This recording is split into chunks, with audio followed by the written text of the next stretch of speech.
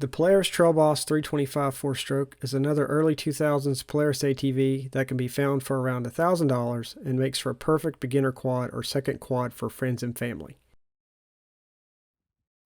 It's very easy to operate with an automatic transmission featuring forward, neutral, and reverse.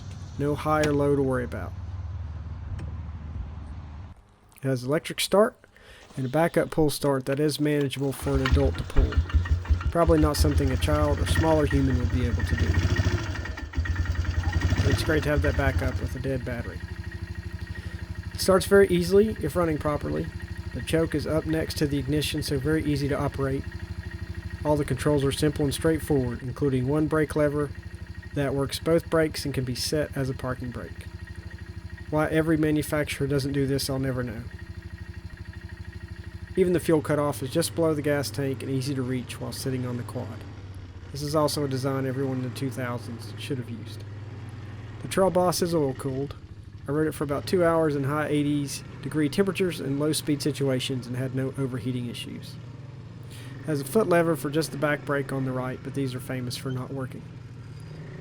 The Trail Boss weighs in at 500 pounds dry and churns out 19 horsepower new, so no wheelies on this one. But it has just enough power to be interesting and can get out of its own way with an adult rider. It builds power smoothly in a very mild and predictable fashion, so it's unintimidating and easy to control. Top speed is in the low 40s. There is no engine braking, so if you want to slow down, you have to brake, including when going down hills or technical terrain. The ergonomics feel more on the smaller side, but very comfortable. It has a great seat.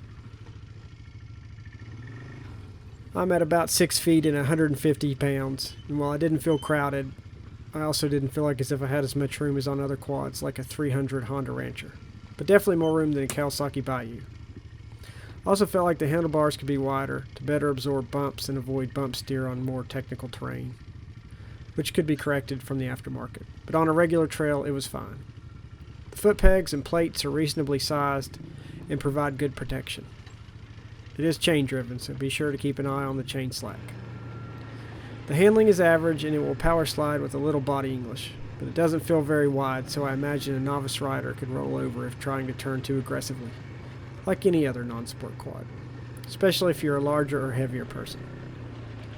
It has a small storage compartment behind the seat that has about enough room for the tool pack and a bottle of water or extra gloves, but it's not waterproof. No under-seat storage on this one. Speaking of, if you can find one that still has the tool pack, it's pretty nifty. The spark plug sits at an awkward angle and the kit's spark plug wrench gets in there perfectly.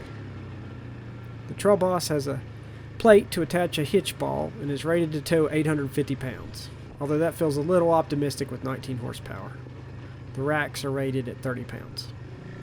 It has good fender coverage for mud and a decent ride with the usual Polaris McPherson struts up front and a single rear Polaris monoshock in the rear that is adjustable, 5-way. Overall, this quad is fairly quiet, very easy to operate, and can be found at a reasonable price. Definitely worth checking out if that description fits the bill.